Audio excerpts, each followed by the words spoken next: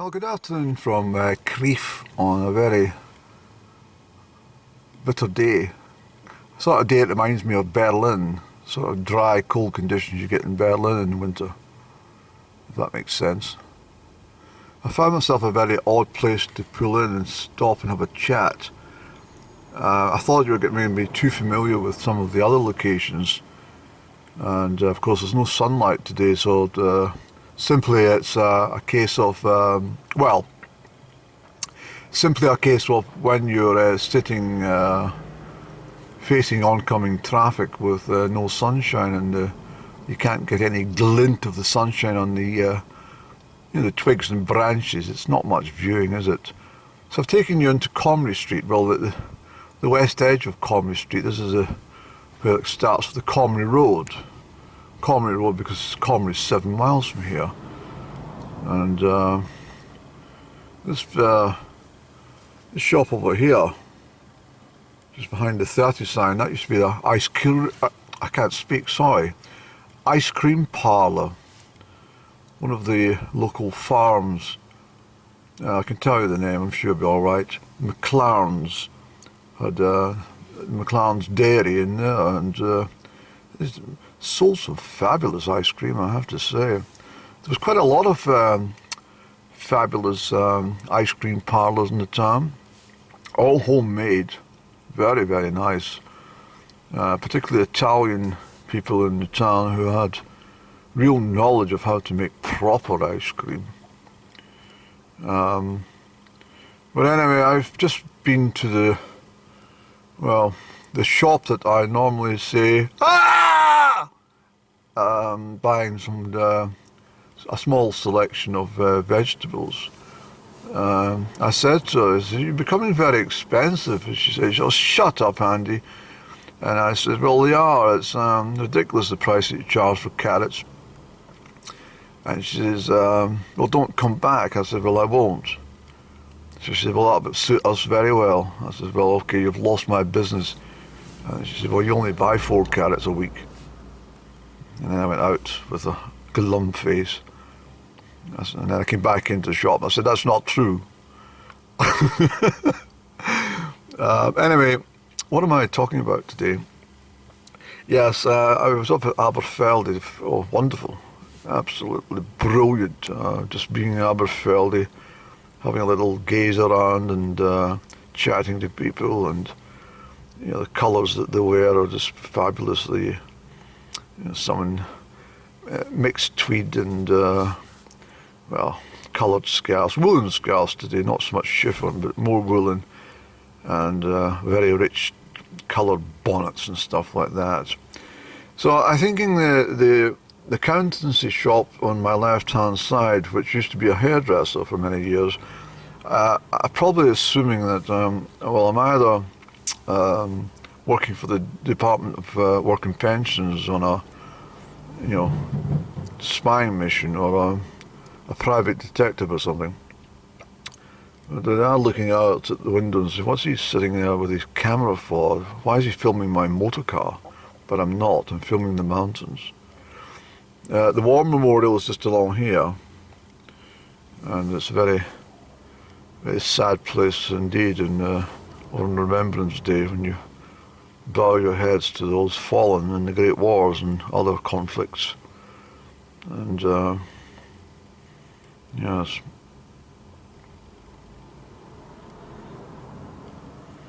I was thinking there about my grandmother.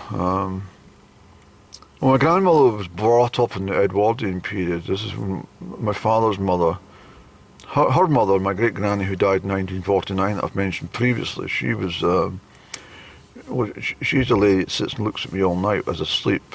I've had a photograph with me all my life, and I'm very certain that she's one of my guardian angels. In fact, I know she is, and I share her name. Well, not the female part of it, obviously, but yes, my grandmother, she had a lot of very strange things she used to tell me. I've never forgotten any of them. But she said to you, "If your shoes are clean, then you're all clean." I says, "Really?" She says, "Yes, if your shoes are clean, then you're all clean." So So I've always thought about that, and I've always thought, well, if you're wearing shoes, always make sure they're clean, and the rest of you doesn't look so bad. I think it's true. She also told me that if your cuffs are warm, if your wrists are warm, then you're all warm. I said, I don't think that's quite true, Granny. And she said, it is. And I found over many years that she's absolutely correct. If your wrists are warm, then the rest of your body is warm. It's absolutely true. She also told me that never let anyone know how much money you've got in your pocket. Never. I says, well, it's not always possible, is it? She says, just never ever tell anybody how much money you've got in your pocket. I said, what happens if you've got none? She says, you'd never have no money in your pocket. Always carry a few coins and jingle them in your pocket. And that way people don't know how much money you've got, you see. I says, well, what's the point of that if you've only got tuppence? You know, maybe tuppence and threepence and a penny or something. She says, well, exactly. She says, you know how much you've got, but they don't. So I thought that was a very interesting key point that she mentioned as well. The other thing I was going to say was about all of Granny's statements. There's one that, well, I've taken some action on this actually. When I was out at Trowen Farm, I've not loaded that one yet. The day I was up at Baird's Monument, I stopped off at Trowen Farm, had a little chat. But I was talking about sulphur.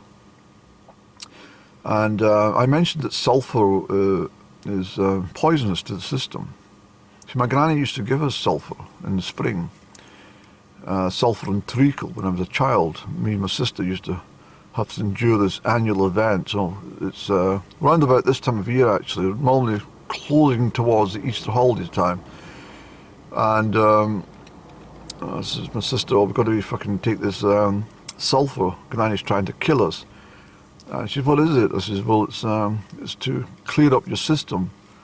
It does. It actually kills all bacteria and it cleans your blood. And but it's well, it's not so much a sulphur's poison because sulphur's contained in many foods naturally, you know, like broccoli and stuff like that. But and nuts and stuff like this, you see. But sulfur dioxide, for example, is poisonous to the lungs, and obviously sulfuric acid. So, you know, if you combine sulfur with hydrogen and chloride, I think it is, you would then have sulfuric acid, and of course that can be particularly nasty on the skin. But anyway, I was thinking about the springtime clean-outs, and you took it by the tablespoon. It was sulphur and treacle. You've heard of brimstone and treacle. It was sulphur and treacle mixed in a cup, and then you had to fucking spoon this stuff into your mouth, and took about 4 hours to do this. And then about 4 hours later, you were in badly need of the toilet, a sit-down, and you were there for another 4 hours waiting for everything to come out of your system. And it was quite incredible. But I popped into the pharmacist locally just last week, and I said to them, do you have any sulphur? And of course, Gilth looked at me as if to say, well, what do you want that for? And I mean, there's no low vibrations in the shop, but there was a few ears caught, you know, these I don't think they're really low vibration. I just think they were born to gossip type people, and so they all kind of looked at me and all waiting for some response as to what I needed it for. And I thought, well, is that necessary to know? Is your pharmacist there, the head chief? So the pharmacist lady came through and she said, yes, I understand you're looking for sulphur. What do you want it for? I said, is it important? And she said, well, I just wanted to know. So I told her, it was Ben Honzi. She said to me, she says, what do you mean you don't ingest sulphur? And I says, well, my granny used to give it to us. Really? And So I said to her, I says, well, look, I'm off the situation where I'm looking for sulfur, and I'm finding it very, very difficult to track it down. I've lowered my camera because a young lady was passing. I don't want people to think I'm trying to photograph her. She's gone round the corner now, thank goodness. Okay, so I can raise the camera once more. Somebody else is coming along now. Probably not the best place to park up, Andrew. But yes, so let me lower the camera. There's a young lady coming towards us now. So anyway, what it was. So I said to her, I said, well, it is for digesting the sulfur. Do you have any? And she said, no, we don't have any. I said, I find it very difficult to get a hold of sulfur. I said, can you check? And so she went onto the computer and she said, no, the suppliers don't supply sulfur. And she looked at me with this kind of mysterious face, as if I was, found a new way to make explosives or something. I mean, I can understand if I'd walked in there and said, have you got a couple of pounds of phosphorus or something, or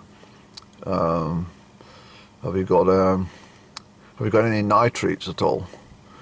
But ammonium nitrate for that matter. But she says, no, she says, we don't have any sulfur. Bugger off. And this time I thought, well, there's 4 people who gossip to everybody. What's going to happen to my reputation by the end of the day? The whole place is going to know about this. So I'm expecting somebody to approach me quite soon and say, I heard you were looking for sulfur. What's this for? Are you mental?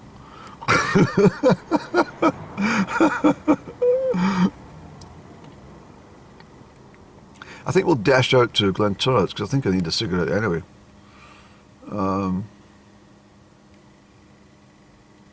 Yes, I don't want to make it too long from these spots, but and certainly the people in the accountancy office keep on probing their nose against the window going, he's still there, what's he filming?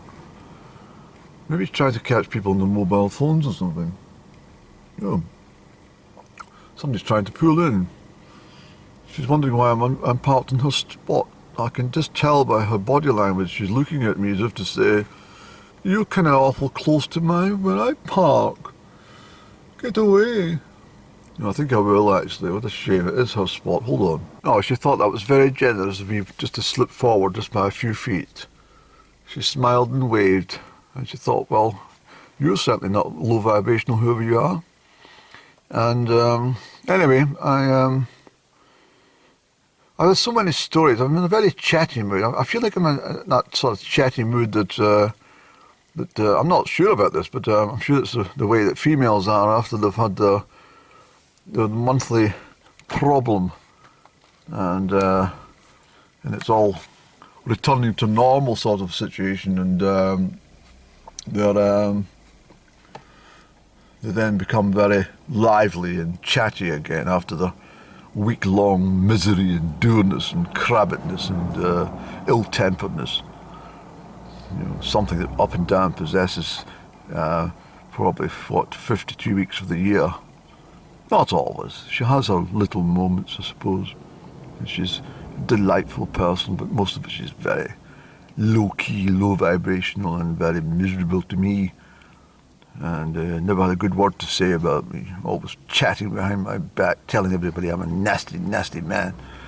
And horrible to me. But let's pop out to the distillery and we'll stop off and have a secondary chat about something. I'm just thinking there's too many people around here and they're wondering what I'm doing, and now that I've moved forward, the accountants are really getting quite suspicious. I dare say they think that I'm definitely up to something, so I think I will bugger off now. They're getting rather frantic in that accountant's place. They've never seen anything like it. Somebody holding a camera. Lovely South Church, isn't it? It was a wonderful Church of Scotland place, this South Church, but it's no longer. It's a shame. It's a beautiful building, a really beautiful building. When I was in primary school, this was the place that we used to go for our services at the end of term. The first time I ever heard Lord's My Shepherd being sang so beautifully. I think I was only about 7 or 8 years of age. I remember it so well.